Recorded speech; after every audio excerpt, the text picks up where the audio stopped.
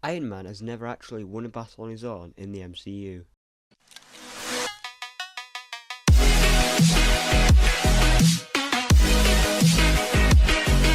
Hello and welcome back to ThinkYaKnow.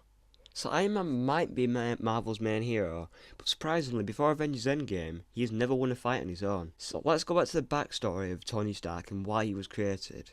So Stanley created Tony Stark to see if he could change a man that everyone dislikes, a greasy, self-absorbed man, into a superhero, and we know he succeeded with greater than he actually thought he could himself.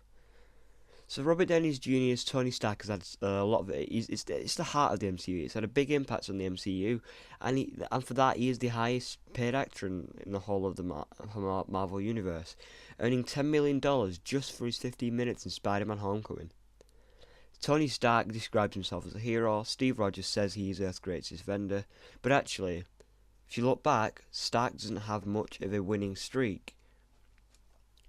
A recent discussion among Reddit has actually brought up the fact that Tony has never won any major fights on his own.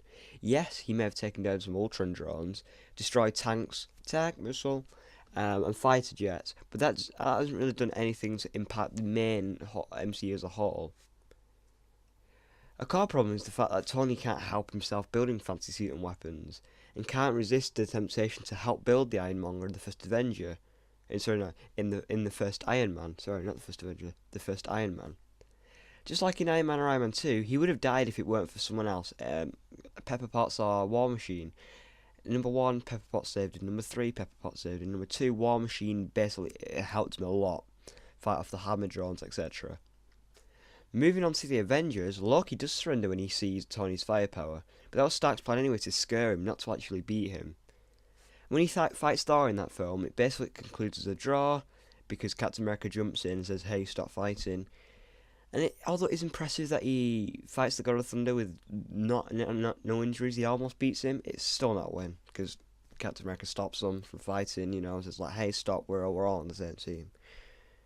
The big fight at the end with him flying into the portal was obviously a team effort. Although it was good that he would sacrifice him for the world, but he would have died anyway if it weren't for Hulk's intervention. Iron Man 3, we've already talked about that. Pepper helped him at the end, obviously beat Killian and beat all them dudes. And in Avengers: Age of Ultron, it's Tony's first major win in quotation marks, because he beats the Hulk with the Hulkbuster armor.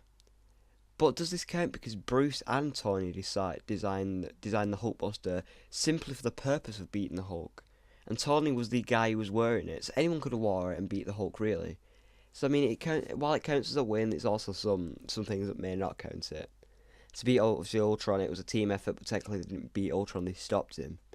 And we'll talk about that in another video. Then in Captain America: Civil War, Tony fights both Cap and Bucky, and ultimately loses at the end. Spider-Man: Homecoming, Iron Man or Tony doesn't have any fights. In Avengers: Infinity War, he's on the edge of he's almost dead before Spider-Man intervenes and saves him from when Cull Obsidian almost throws the thing straight into him. Obviously, then we saw Spider-Man, who came up with a plan to kill Ebony Maw, because he's young, he's smart, just like all those young people.